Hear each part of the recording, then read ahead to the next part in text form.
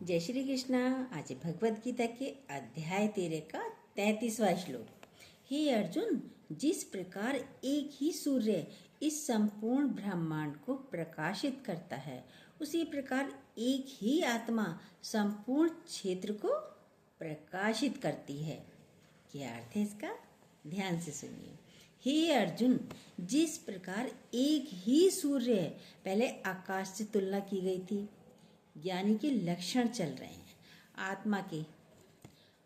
अब सूर्य से तुलना कर रहे हैं आत्मा की। कैसे?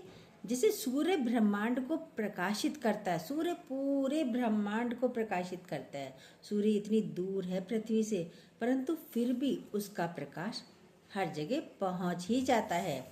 ऐसे ही आत्मा सबके भीतर है, मनुष्य के भीतर, वृक्षों के भीतर भी वो ही आत्मा सर्वत्र है, अलग नहीं है, छोटी बड़ी नहीं है। जिसे सूरज ऊपर है, प्रकाश दे रहा है, वो छोटा बड़ा नहीं है।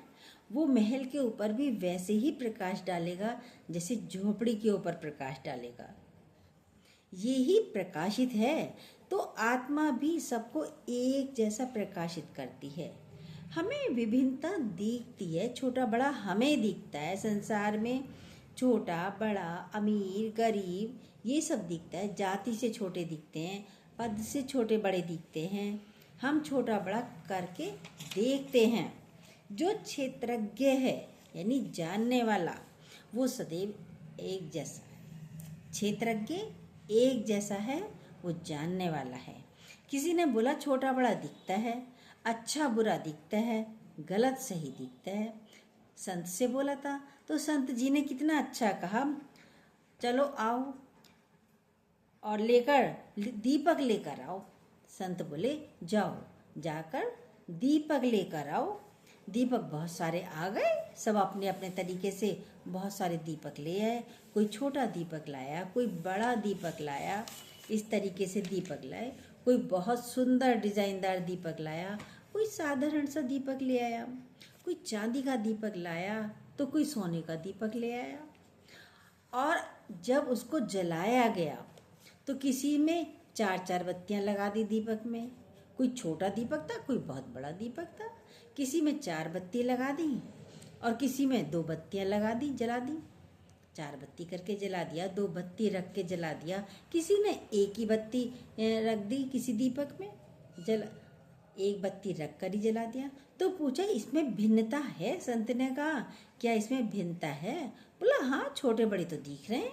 कोई छोटा है, कोई बड़ा है, कोई सुंदर है, कोई साधारण है, दिख रहे हैं। कीमत भी सबकी अलग अलग है। मिट्टी का है तो उसकी कम कीमत है, चांदी का है तो और ज़्यादा कीमत है, और सोने का है तो और ज़्यादा कीमत है। कीमत भी देखते हैं, साइज भी दिखता है, ये सब कुछ दिखता है ना आंखों से। गुरु ने बोला हाँ, साइज भी अलग अलग है, कीमत भी अलग अलग है, पर एक चीज एक जैसी है। जानते हैं आप क्या? ज्योति। जो ज्योति है वो अलग नहीं है। जो जल रही है ज्योति वो अलग नहीं है। चाहे वो मिट्टी के दिए में जल रही हो, चाहे वो चांदी के दिए में जल रही हो, या वो सोने के दिए में जल रही है, ज्योति एक जैसी है। आत्मा ज्योति हर एक में एक जैसा है। पशु पक्षी जीव जंतु पेड़ पौधे सब में आत्मा होती है। तो एक व्यक्ति बोला पेड़ पौधों में आत्मा कैसे होती है? पेड़ पौधों में तो नहीं होती आत्मा, ये तो जड़ है। लेकिन यहाँ तो जड़ जो है क्षेत्र बोला है सबको, शरीर समेत भगवान कृष्ण ने जड़ बोला है। पेड़ पौधों में आत्मा कैसे नहीं होती? तो संत तो बेचारे समझाते रहते हैं। तो व्यक्ति ने कहा आओ चलो मैं दिखाता हूँ। वो 2 पौधे ले गया, 2 पौधे रखे अपने पास, बराबर से दोनों में पानी डालता रहा, सींचता रहा। बहुत अच्छे पौधे थे। दूर दूर पौधे रख दिए। एक पौधे में पानी डालता, पत्तियों को सहलाता, बोलता तुम कितने अच्छे हो, बहुत अच्छे हो, कितने ग्रीन ग्रीन हो, कितने आंखों को सुहाते हो। उससे बहुत अच्छी अच्छी बातें करता था। दूसरे पौधे के पास जाता, तू तो बिल्कुल खराब है, तू तो अच्छा ही नहीं है, तेरे लिए तो मन करता है तुझे उखाड़ के ही फेंक दूं, तू किसी काम का नहीं है। अब क्या हुआ, देखिए पौधों में भी आत्मा होती है, भाव एक जैसे ही है, भाव दोनों के लिए, पौधों के लिए अलग अलग रखे। तो पहला वाला पौधा जिसको प्यार करता था, सहलाता था, वो हरा भरा हो गया। दूसरा पौधा जिसको कहता था मेरा मन करता तुझे तो उखाड़ फेंकूं, तू किसी काम का नहीं है, तो वो सूख गया। बोला ना, ज्योति एक ही जैसी है। पशुओं को भी आप डांट दीजिए, वो भी नाराज हो जाते हैं, रूठ जाते हैं। जैसे सूर्य ब्रह्मांड में एक जैसी रोशनी देता है, आत्मा भी हर जगह एक ही है, कोई अलग नहीं है। भले हम कितना भी बोलें कि दीपक खराब है, सारा संसार आत्मा की सत्ता से ही है। सूरज के कारण ही सारे कार्य होते हैं। चिड़िया चहचहाने लगती है और जैसे ही सूरज निकलता है मनुष्य उठने लगते हैं। प्रकृति में सब चीज़ें होने लगती है, सारे कार्य होने लगते हैं। सूरज निकल रहा है, कुछ कर थोड़ी रहा है, और ना ही वो किसी से कह रहा है भाई तुम उठो, तुम कुछ कार्य करो, नहीं। लेकिन सूरज की सत्ता है, सारे कार्य स्वतः होने लगते हैं। जैसे सूरज की सत्ता है, उसकी प्रेजेंट से सब कार्य होने लगते हैं, ऐसे ही आत्मा की सत्ता से ही सारे कार्य स्वतः होने लगते हैं। जैसे एक हॉल था, उस कमरे में कारपेंटर भी था, टेलर भी था, रसोइया भी था, बच्चों के खेलने का सामान भी था। अब थोड़ी देर में क्या हुआ, लाइट चली गई, अंधेरा हो गया। अब अंधेरा हो गया तो कोई काम कर ही नहीं पा रहा था, ना टेलर सिलाई कर पा रहा था, ना कारपेंटर अपनी कुर्सी मेज बना पा रहा था, और ना ही रसोइया खाना बना पा रहा था। अंधेरे में कार्य कैसे करें, सारे कार्य बंद। बच्चे खेल नहीं पा रहे थे, उनके खिलौने भी रखे थे, और जो चले करने के लिए तो उनको ठोकर लग जाए, कभी कुर्सी से टकरा जाए, कहीं मेज से टकरा जाए, क्योंकि अंधेरा है। एक आदमी इतनी ही देर में एक बड़ा सा दिया जलाकर लेकर आ गया, कमरे में हॉल में रख दिया। अब जैसे ही दिया जलाकर हॉल में रखा, रसोइया खाना बनाने लगा, पेंटर अपना काम करने लगा, टेलर अपना काम करने लगा, कारपेंटर अपना काम करने लगा, और बच्चे अपना खिलौनों से खेलने लगे। यानी सारे कार्य होने लगे। जैसे प्रकाश की सत्ता से सब कार्य होता है, ऐसे ही आत्मा की सत्ता से सारे कार्य होते हैं। है वो एक ही, अलग नहीं है। हम अलग मानते हैं, ये हमारा भ्रम है। महल में ज़्यादा चमक रहा है, कुटिया में कम चमक रहा है सूरज, क्या ऐसा हो सकता है? नहीं। सब कहते हैं गुरुजी आप में तो भगवान दिखता है, पर हमें घर जाते हैं ना यहाँ से, तो हमें भगवान नहीं दिखता। देखिए सब यही कहते हैं ना, अरे है तो एक ही, अलग नहीं है। जो क्षेत्रज्ञ है, क्षेत्र क्या है, सब इंद्रियां हैं, मन है, सब उसी के कारण कार्य करती हैं। सत्ता उसी की है, क्षेत्रज्ञ की, जो जान रहा है, आत्मा की, भगवान की, ईश्वर की। जो कभी कंपैरिजन आकाश से करते हैं तो कभी किससे करते हैं, कभी तो आकाश से कंपैरिजन करते हैं, और कभी सूरज से कंपैरिजन करते हैं, ताकि हम समझ सकें। सारी शक्ति, सारी पावर उस आत्मा की है। अपने भीतर भी जान सकें और दूसरे के भीतर भी जानिए। आपके अंदर भी वही है और दूसरे के अंदर भी वही है। ज्ञानी एक रस अवस्था में रहता है। हम इससे ज़्यादा प्यार करते हैं। हम लोग क्या करते हैं, हम इससे ज़्यादा प्यार करते हैं। ये मेरा बेटा, ये दौरानी का बेटा, इससे प्यार नहीं करती, तो दौरानी का है। देखिए जिठानी का है, पड़ोसी का है, सब में वो भी है। एक ऐसे ही अपने भाव को बना कर रखिए, है ही वो। सब में भगवान देखने की आदत डालिए, अभ्यास डालिए। बिन सत्संग विवेक न होई, राम कृपा बिन सुलभ न सोई। बिना सत्संग के, बिना गुरु के ये नहीं हो सकता। बिना राम की कृपा से ये भी सुलभ नहीं हो सकता। आपको सत्संग मिला है, गुरु भी जीवन में आया है, गुरु ने आकर विवेक का ताला खोल दिया। जैसे ही पता चले ये गलत हो रहा है, तभी बदल दीजिए अपने आप को। विचार गलत आ रहे हैं तभी रुक जाइए, स्टॉप करिए, अच्छी दिशा दीजिए विचारों को भी। पढ़ी आदत पुरानी न बातों से बदलती है, आदतें पुरानी है, एकदम तो नहीं बदलेंगी, टाइम लगता है, पर अभ्यास करने से सारे काम सुलभ हो जाते हैं। जैसे जैसे स्वभाव संस्कार वाले लोग हैं वो अपने स्वभाव संस्कार में ही चलते हैं। भी जैसे संस्कार है, स्वभाव है, वो तो वैसे ही चलेंगे। हम भी नहीं चल पा रहे, अपने आप को देखो, इतना ज्ञान गुरुजी दे रहे हैं, रोज रोज इतनी ज्ञान की बातें चल रही हैं, कितने बदले आप? क्या क्रोध खत्म हुआ? क्या लोभ खत्म हुआ? क्या मोह खत्म हुआ? देखिए अपने अपने आप को। नहीं तो आप अपने साथ वाले को कैसे बदलना चाहते हो? वो तो बेचारा सत्संग की बातें भी नहीं सुन रहा है, सत्संग भी नहीं जा रहा है। देखिए कैसे बदल सकता है? पहले स्वयं को बदलिए। सब संस्कार के अनुसार ही चल रहे हैं। संत ने समझा ना, बिच्छू का स्वभाव क्या है? काटना, और संत का स्वभाव है शांत रहना। वो भी जो बर्तावा कर रहे हैं वो आधीन हैं अपने स्वभाव संस्कार के। वो जो भी बिहेवियर कर रहे हैं, बर्तावा कर रहे हैं, वो अधीन है अपने स्वभाव और संस्कार के। वो क्रोध करेगा, वो तो नाराज भी होगा, वो जोर से बोलेगा, आदत है उसकी, हम उसको नहीं बदल सकते। आपको मालूम है, फिर अपने अंदर क्यों लेकर जाते हो उसके बिहेवियर को, बर्तावे को? उसका स्वभाव है, बिच्छू का स्वभाव है काटना, वो तो काटेगा। ये हमें समझना है, वो नहीं समझेंगे, ये आपको समझना है।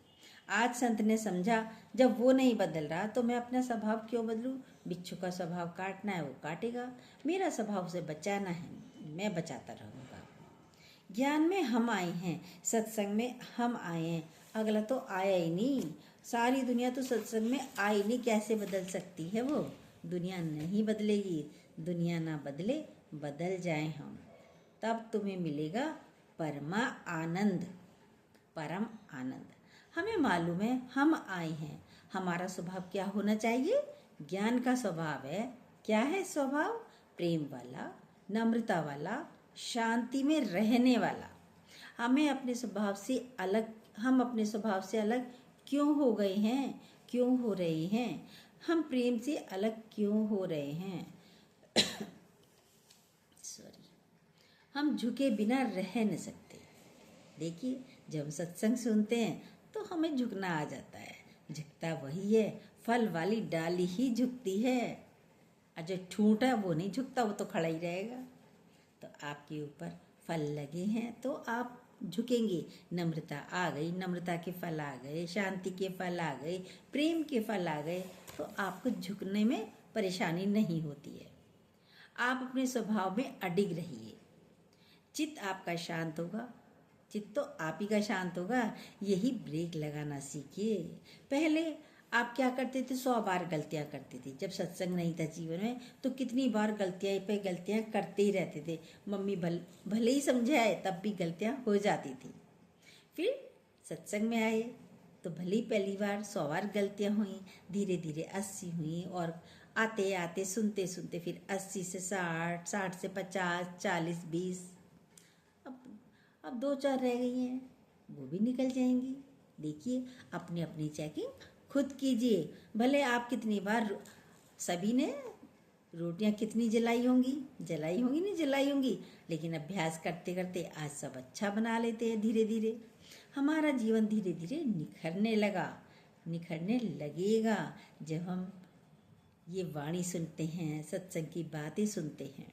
इसलिए संग की आवश्यकता होती है। संग का आप पर भी असर आता है। गुरु का संग ज़्यादा से ज़्यादा करिएगा। जैसे जल का स्वभाव है वह उसी का आकार ले लेता है। भाई जल आप किसी में लीजिए, लोटे में लीजिए, गिलास में लीजिए, वो उसी का आकार हो जाएगा। चौड़ा बर्तन हो, चौकोर बर्तन हो, वो उसी का आकार ले लेता है। ऐसे ही मन का स्वभाव है। आप जिस कंपनी में बैठाएंगे उठाएंगे, ये उसी का स्वभाव ले लेगा, उसी के संस्कार ले लेगा, उसकी आदतें ले लेता है। आप शराबी के साथ बैठाइए, शराबी बन जाएगा। आप ज्वारी के साथ बैठाइए तो ज्वारी बनता है ये। आप साधु संगत के साथ बैठाएंगे तो भजन और कीर्तन करेगा, इसको अच्छा लगेगा। इसलिए ज़्यादा से ज़्यादा गुरुओं के पास जाइए। गुरु के पास जाकर उनका संग लीजिए, उनके पास रुकिए थोड़ा। आश्रमों में जाकर क्यों रुकते थे पहले लोग, क्यों रुकते थे, क्या जरूरत थी। राम जी तो पूर्ण भगवान थे, कृष्ण जी तो पूर्ण भगवान थे, लेकिन फिर भी हम लोगों को सिखाने के लिए वे भी आश्रम में गए। संदीपन के आश्रम में गए कृष्ण जी, राम जी वशिष्ठ जी के आश्रम में गए, विश्वामित्र के आश्रम में गए, रहे ना आश्रम में जाकर। धीरे धीरे रहते रहते, गुरु के साथ रहते रहते परिवर्तन आ जाता है। स्वभाव की जड़ें गहरी हैं हमारी, जल्दी निकलती नहीं हैं। आप संसारिक एनवायरनमेंट ज़्यादा देकर बैठे हैं। भी संसार का एनवायरनमेंट ज़्यादा देंगे तो उसकी आदतें बनेंगी। आपके अंदर वही बातें पलट पलट कर आ जाती हैं। तो हम आत्मिक स्वरूप, हैं तो हम शांत स्वरूप, ज्योति तो है, अब प्रकाशित हैं ही हैं। उस ज्योति को बस पहचानना है।